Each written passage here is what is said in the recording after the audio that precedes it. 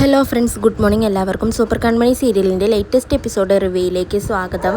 അങ്ങനെ പുറത്ത് മീഡിയാസും നാട്ടുകാരും വന്നിട്ടുണ്ടെന്നറിഞ്ഞ് മാനസിയും വരണും വേഗം തന്നെ ഒളിഞ്ഞു നിൽക്കുകയാണ്. ആ പ്രദേശത്തുള്ള ഒരാൾ വന്ന് ആ കെട്ടിടത്തിൻ്റെ വാതിൽ തുറക്കുകയാണ്.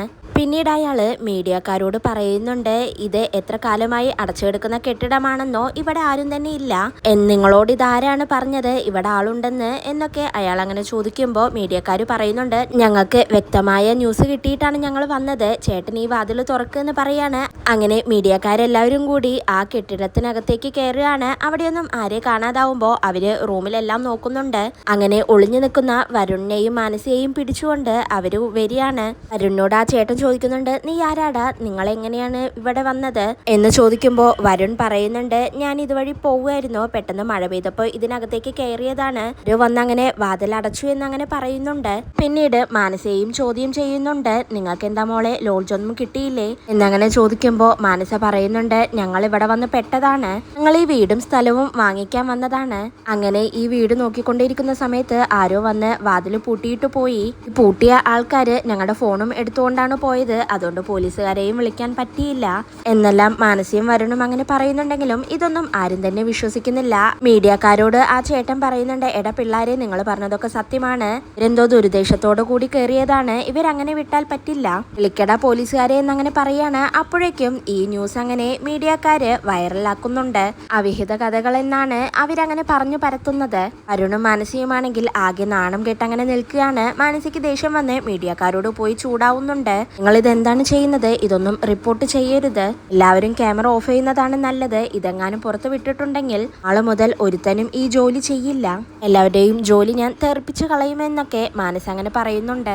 പിന്നീട് ഇവിടെ നിന്നാൽ ശരിയാവില്ലെന്നറിഞ്ഞ് വരുൺ വേഗം തന്നെ മാനസിയെയും വിളിച്ചുകൊണ്ട് വേഗം അവിടെ നിന്നും പോവാനായി നിൽക്കുകയാണ്. കാറിൽ കയറാൻ നിൽക്കുന്നതും വേഗം തന്നെ മീഡിയക്കാരും ആ ചേട്ടനും വന്ന് വരുണിനെയും മാനസിയെയും വളഞ്ഞിട്ട് പിടിക്കുകയാണ്. അങ്ങനെ മീഡിയക്കാര് ആ ന്യൂസ് അങ്ങനെ ആഘോഷമാക്കുന്നതിനിടയിലാണ് അങ്ങോട്ടേക്ക് പോലീസുകാരെത്തുന്നത്. പിന്നീട് മീഡിയക്കാരോട് പറഞ്ഞതെല്ലാം വരുണും മാനസിയും പോലീസുകാരോടും പറയുന്നുണ്ട്. എന്നാൽ പോലീസുകാരും അത് വിശ്വസിക്കുന്നില്ല. നിങ്ങൾ പറയുന്നതൊന്നും അത്ര വിശ്വസനീയമായ കാര്യമല്ല, എന്തായാലും നിങ്ങളൊരു കാര്യം ചെയ്യ്, രണ്ടുപേരും കൂടി സ്റ്റേഷനിലേക്ക് വായോ, ബാക്കി കാര്യങ്ങളെല്ലാം നമുക്ക് അവിടെ ഇരുന്ന് തീരുമാനിക്കാം, 2 ദിവസം രണ്ടാളും കൂടി ഒരുമിച്ച് ജീവിച്ചതല്ലേ, ഇനി അങ്ങോട്ടേക്ക് ഒരുമിച്ച് ജീവിച്ചോ, ആ ഒരു ഗ്യാരണ്ടി ഉണ്ടാക്കാനാണ് നിങ്ങളെ ഇപ്പൊ കൊണ്ടുപോകുന്നത്, രണ്ടുപേരുടെയും വീട്ടുകാരോട് ഞങ്ങൾ സംസാരിച്ചോളാം, നിങ്ങളെ ഇവിടെ നിന്നും കൊണ്ടുപോയില്ലെങ്കിൽ നിങ്ങൾക്ക് എന്തെങ്കിലും സംഭവിച്ചാൽ അതിന്റെ ഉത്തരവാദിത്തം പറയേണ്ടത് ഞാനായിരിക്കും, അതുകൊണ്ട് വേഗം തന്നെ വണ്ടിയിൽ കയറുമെന്ന് പറയാണ്. മാനസിയും വരുണും പോലീസിനെ പരമാവധി പറഞ്ഞു മനസ്സിലാക്കാൻ നോക്കുന്നുണ്ടെങ്കിലും അവരെ പോലീസ് ജീപ്പിൽ കയറ്റിക്കൊണ്ട് പോലീസുകാർ സ്റ്റേഷനിലേക്ക് പോവുകയാണ്.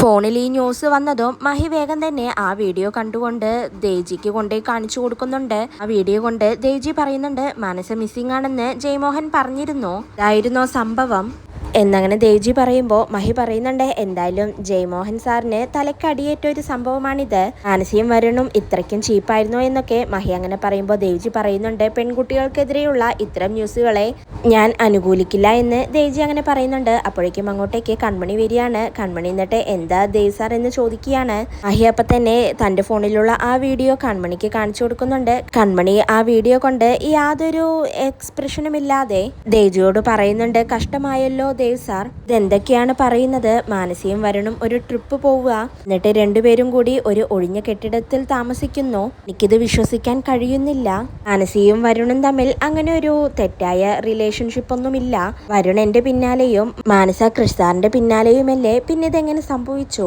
എന്തായാലും കഷ്ടമായി പോയല്ലേ ദേവ് സാർ എന്ന് കൺമണി അങ്ങനെ ദേജിയോട് പറയാണ്. ദേജി അപ്പൊ തന്നെ മഹിയോട് ഈ വീഡിയോ കണ്ടുകൊണ്ടിരിക്കാതെ നീ പോയി ജോലി ചെയ്യെന്ന് പറയാണ്. അങ്ങനെ മഹി അവിടെ നിന്ന് പോകുന്നുണ്ട്.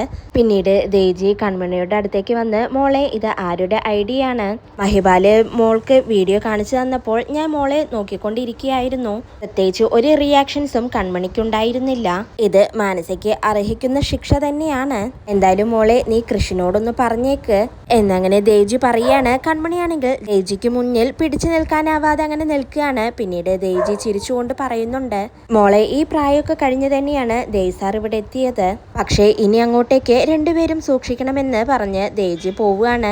കൺമണിയാണെങ്കിൽ സന്തോഷത്തോടെ അങ്ങനെ ചിരിക്കുന്നുണ്ട്. അതിനുശേഷം വരുണും മാനസിയും പോലീസ് സ്റ്റേഷനിൽ അങ്ങനെ ഇരിക്കുകയാണ്. അപ്പോഴാണ് അങ്ങോട്ടേക്ക് ഹേമയും ജയമോഹനും വരുന്നത്. ഹേമയാണെങ്കിൽ കരഞ്ഞുകൊണ്ട് മാനസിയോട് അങ്ങനെ സംസാരിക്കുന്നുണ്ട്. ജയമോഹനാണെങ്കിൽ മാനസിയോട് ദേഷ്യത്തോടെ പറയുന്നുണ്ട്, അച്ഛന് നീ ഉണ്ടാക്കി തന്ന അന്തസ് കൊള്ളാം മോളെ. മക്കൾക്ക് സ്വാതന്ത്ര്യം കൊടുക്കുന്ന അച്ഛനമ്മമാർക്ക് നല്ലൊരു പാഠമാണിത്. വരുണെ, നീ ഇവിടെ നിന്നും പുറത്തിറങ്ങിയാൽ നിന്റെ കാര്യം എന്താണെന്ന് ഞാൻ തീരുമാനിക്കും എന്നെല്ലാം ജയമോഹൻ അങ്ങനെ ഭീഷണിപ്പെടുത്തുകയാണ്. അപ്പോഴേക്കും അങ്ങോട്ടേക്ക് മാനസയെയും വരുണിനെയും പിടിച്ചുകൊണ്ട് വന്ന പോലീസുകാരൻ വരുന്നുണ്ട്. അയാൾ എന്നിട്ട് ജയമോഹനോട് പറയുന്നുണ്ട്, ആരോട് ചോദിച്ചിട്ടാണ് താൻ ഇതിനകത്തേക്ക് വന്നത്? താൻ ആരാ എന്ന് ചോദിക്കുമ്പോൾ ഞാൻ മാനസിയുടെ അച്ഛനാണെന്ന് പറയാണ്. അങ്ങനെ ആ പോലീസ് ഓഫീസർ ജയമോഹനെയും മാനസയെയും അവിടെ നിർത്തി നാണം കെടുത്തുന്നുണ്ട്. മകളുടെ ഈ സ്വഭാവം ഇങ്ങനെയായതുകൊണ്ട് അച്ഛൻ്റെ സ്വഭാവത്തിലും വലിയ മാറ്റമൊന്നും ഉണ്ടാവില്ല എന്ന് പോലീസുകാരൻ അങ്ങനെ ജയമോഹനെ നാണം കെടുത്തി പറയുന്നുണ്ട്. 2 ദിവസം ഒഴിഞ്ഞ കെട്ടിടത്തിലാണ് ഇവർ രണ്ടുപേരും താമസിച്ചത്. ഞാൻ പറഞ്ഞിട്ട് നിങ്ങളാകെ ഭയപ്പെടുകയൊന്നും വേണ്ട, മീഡിയാസാണ് ഇതെല്ലാം പറഞ്ഞത് എന്നിങ്ങനെ ആ പോലീസ് ഓഫീസർ പറയുമ്പോൾ ജയമോഹൻ പറയുന്നുണ്ട്, ഞാൻ വേണമെങ്കിൽ സാറിന്റെ കാലു പിടിക്കാം, ഇവളെ കൊണ്ടുപോകാൻ അനുവദിക്കണമെന്ന് പറയുമ്പോൾ പോലീസ് ഓഫീസർ പറയുന്നുണ്ട്, എന്തിനാണ് നിങ്ങൾക്ക് ഇത്ര തിരക്ക്? ഇവന്റെ വീട്ടുകാരെ കൂടി ഞാൻ വിളിച്ചിട്ടുണ്ട്, അവര് കൂടി വരട്ടെ. കാര്യങ്ങളെല്ലാം ഞാൻ ഇവരോട് ചോദിച്ചറിഞ്ഞു. പണത്തിനും സ്വാതന്ത്ര്യത്തിനും ഒരു കുറവുമില്ല. ഇവരെ ഇങ്ങോട്ടേക്ക് കൊണ്ടുവന്നപ്പോൾ തലല്ലേ എന്ന് പറഞ്ഞ് കാലു പിടിച്ചു. ഞാൻ ഇവരെ തൊട്ടിട്ടില്ല. അല്ലെങ്കിലും ഇവരെയൊക്കെ തല്ലിയിട്ട് എന്താണ് കാര്യം? നേരെ ചൊവ്വെ വളർത്താത്ത തന്നെയൊക്കെ പറഞ്ഞാൽ മതിയല്ലോ. എന്തായാലും ഇവന്റെ അച്ഛൻ കൂടി വന്നിട്ട് നമുക്ക് കാര്യങ്ങൾ സംസാരിക്കാം. എന്തായാലും തൽക്കാലം നിങ്ങൾ അങ്ങോട്ടേക്ക് മാറി നിൽക്ക്, വികാര പ്രകടനങ്ങളെല്ലാം കുറച്ച് കഴിഞ്ഞിട്ട് മതി എന്നങ്ങനെ ആ പോലീസ് ഓഫീസർ പറയുന്നതും ഹേമയും ജയമോഹനും പുറത്തേക്ക് പോകുന്നുണ്ട്. പിന്നീട് ആ പോലീസ് ഓഫീസർ മാനസിയോട് പറയുന്നുണ്ട്, എന്താടി ഇപ്പൊ നിനക്ക് നാണക്കേട് തോന്നുന്നുണ്ടോ? എവിടെ നാണക്കേട് വരാനാണ്? ആ വാക്കിന്റെ അർത്ഥം നിനക്കറിയോ എന്നും പറഞ്ഞുകൊണ്ട് ആ പോലീസ് ഓഫീസറും അകത്തേക്ക് പോകുന്നുണ്ട്. മാനസിയാണെങ്കിൽ ആകെ നാണം കെട്ട് ദേഷ്യത്തോടെ അങ്ങനെ നിൽക്കുകയാണ്. പിന്നീട് വരുണിന്റെ വീട്ടിലാണെങ്കിൽ ജോത്സ്യനും വരുണിന്റെ കൂട്ടുകാരനും വരുൺ മുതലാളി ഇങ്ങനെയെല്ലാം ചെയ്തല്ലോ, നമ്മളോട് പോലും ഒരു വാക്ക് പറഞ്ഞില്ലല്ലോ എന്ന് പറഞ്ഞുകൊണ്ട് അങ്ങനെ സംസാരിക്കുകയാണ്. അപ്പോഴാണ് അങ്ങോട്ടേക്ക് വരുണിന്റെ അച്ഛൻ വരുന്നത്. പിന്നീട് ജോത്സ്യനും കൂട്ടുകാരനും വരുണിന്റെ അച്ഛനോട് പറയുന്നുണ്ട്, മുതലാളിയെ എത്രയും പെട്ടെന്ന് പോയി രക്ഷിച്ചിട്ട് വരണം, പോലീസ് സ്റ്റേഷനിൽ നിന്നും ഇറക്കണമെന്ന് അങ്ങനെ പറയാണ്. അങ്ങനെ വരുണിന്റെ അച്ഛൻ പോലീസ് സ്റ്റേഷനിലേക്ക് പോവുകയാണ്. പിന്നീട് ദേജിയുടെ വീട്ടിലേക്ക് കൺമണി വരുന്നുണ്ട്. കൺമണി വന്ന് കോളിംഗ് ബെല്ലടിക്കുമ്പോൾ കൃഷി പോയി വാതിൽ തുറക്കുകയാണ്. എന്താണ് പരിപാടി എന്ന് ചോദിക്കുമ്പോൾ കൃഷി പറയുന്നുണ്ട്, ഞാനൊരു ചായ ഉണ്ടാക്കുകയായിരുന്നു. ആദ്യം ഉണ്ടാക്കിയ ചായ ബെഡിൽ കൊണ്ടുപോയി വെച്ച് അറിയാതെ അത് തട്ടിപ്പോയി, അതെല്ലാം ക്ലീൻ ചെയ്ത് മറ്റൊരു ചായ ഉണ്ടാക്കുകയായിരുന്നു എന്ന് കൃഷി പറയുമ്പോൾ കൺമണി ശരി ഞാൻ ക്ലീൻ ചെയ്യാമെന്ന് പറഞ്ഞു പോവാൻ നിൽക്കുമ്പോൾ കൃഷി വേണ്ടെന്ന് പറയാണ്. പിന്നീട് കൺമണി ചോദിക്കുന്നുണ്ട്, സാറ് ന്യൂസ് കണ്ടില്ലേ? എന്നെ മഹിസാറാണ് വീഡിയോ കാണിച്ചത്. സത്യം പറഞ്ഞാൽ ഇതെല്ലാം വേണ്ടെന്ന് തോന്നിപ്പോയി എനിക്ക്. എത്ര മോശം വ്യക്തിയാണെങ്കിലും ഇതെല്ലാം ചെയ്യുന്നത് ശരിയല്ലല്ലോ എന്നങ്ങനെ കൺമണി കുറ്റബോധത്തോടെ പറയാണ്. കൃഷപ്പ പറയുന്നുണ്ട്, ഇതെല്ലാം ഞാനും ചിന്തിച്ചതാണ്. അവൾ ഇത്രയൊക്കെ ചെയ്തിട്ടും അവൾക്ക് അർഹിക്കുന്ന ശിക്ഷ തന്നെ കിട്ടണ്ടേ? അവൾ എന്തൊക്കെയാണ് ചെയ്തു കൂട്ടിയത്? പിന്നെ നമ്മൾ എന്തിനാണ് അവളോട് ക്ഷമിക്കേണ്ടത്?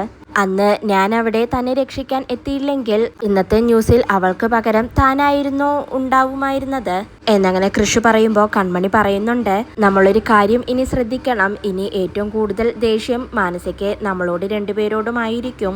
അവൾ പകരം വീട്ടുമെന്ന കാര്യത്തിൽ ഒരു സംശയവും വേണ്ട. നമ്മളെ അവൾ എന്തും ചെയ്തോട്ടെ, വേറെ ആരെങ്കിലും എന്തെങ്കിലും ചെയ്യുമോ എന്നാണ് എനിക്ക് പേടി എന്നങ്ങനെ കൺമണി തന്റെ മനസ്സിലുള്ള ടെൻഷൻ കൃഷിനോട് പറയാണ്. കൃഷപ്പ പറയുന്നുണ്ട്, എല്ലാം നേരിടാൻ തന്നെ നമ്മൾ തീരുമാനിക്കണം. ഇനി എന്തായാലും അച്ഛനും മോളും കുറച്ചു ദിവസത്തേക്കും ഒതുങ്ങിക്കോളും, യാതൊരു പ്രശ്നത്തിനും നിൽക്കില്ല എന്ന് കൃഷി അങ്ങനെ പറയാണ്. അപ്പോഴേക്കും കൃഷിന്റെ ഫോണിലേക്ക് ഒരു കോള് വരുന്നുണ്ട്. കൃഷിന്റെ ഫോണിലേക്ക് വിളിക്കുന്നത് രാഹുലാണ്. ഫോൺ എടുത്ത് എന്താണെന്ന് കൃഷി അങ്ങനെ ചോദിക്കുമ്പോൾ രാഹുൽ പറയുന്നുണ്ട്, എടാ നീ എവിടെയാണ്? എനിക്കൊരു പ്രോഗ്രാം ഉണ്ടായിരുന്നു. ഇത് കഴിഞ്ഞാൽ ആക്ച്വലി ഞാൻ ഇന്നത്തെ ദിവസം ഫ്രീ ആണ്. എന്നാ പിന്നെ നമുക്കൊന്ന് കണ്ടാലോ? നീ എൻ്റെ ഓഫീസിലേക്ക് വന്നാൽ മതി. ഞാൻ ഇപ്പൊ തന്നെ എൻ്റെ ഓഫീസിന്റെ ലൊക്കേഷൻ അയച്ചു തരാം. നിനക്കൊരു 1 അവറിനുള്ളിൽ എത്താൻ പറ്റില്ലേ എന്ന് രാഹുൽ അങ്ങനെ ചോദിക്കുമ്പോൾ കൃഷി പറയുന്നുണ്ട്, അതിനെന്താ, ഞാൻ ഇപ്പൊ തന്നെ എത്താമെന്ന് പറഞ്ഞ് കൃഷി അങ്ങനെ ഫോൺ കട്ട് ചെയ്യാണ്. കൃഷി എന്നിട്ട് കൺമണിയോട് പറയുന്നുണ്ട്, അന്ന് അവൻ സംസാരിച്ചതിന് ശേഷം പിന്നീട് അവനെ ഇതുവരെ കോണ്ടാക്ട് ചെയ്തിട്ടില്ല എന്നങ്ങനെ പറയുമ്പോൾ കൺമണി പറയുന്നുണ്ട്, നമ്മുടെ ആവശ്യമായിട്ട് പോലും നമ്മൾ ഇതുവരെ അവനെ കോണ്ടാക്ട് ചെയ്തില്ല. പക്ഷേ അവൻ ഇങ്ങോട്ടേക്ക് കോണ്ടാക്ട് ചെയ്തു, അത് അപൂർവമാണ്. ഇപ്പൊ നമ്മുടെ മുന്നിൽ ഒരു പ്രശ്നങ്ങളുമില്ല, അതുകൊണ്ട് ഭാവി കാര്യങ്ങളിൽ ശ്രദ്ധ വേണം.